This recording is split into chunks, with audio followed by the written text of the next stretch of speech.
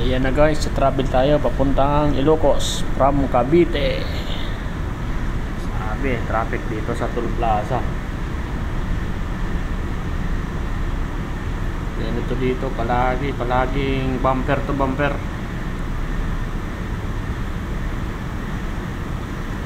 Guys, dito na yan ang traffic. Umalis ako sa Cavite ng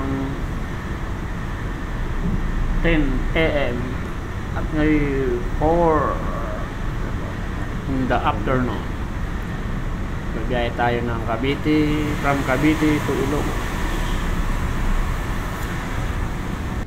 Cavite to Ilocosur, then Ilocosur to Ilocos Norte. Doon tayo mamamasyal, magliliwaliw tayo, iikot tayo ng north. Ada sitwasyon dito sa ano na guys, sa Inlex North Luzon. Pero after na guys, ito na diretso na, kaso hindi pa rin gaano kasi daming merging ng mga sasakyan.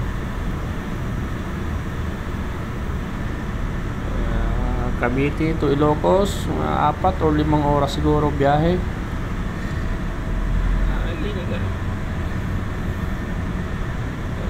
Ito na guys, nakalabas na kami ng Toll Plaza.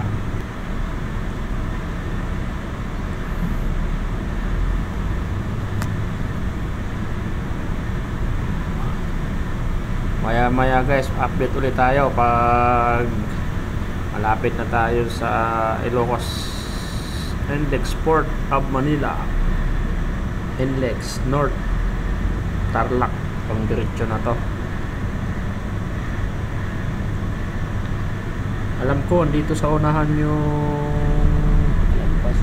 makalaking arena. Ayan no, Iglesia ni Cristo. Ayan natin guys.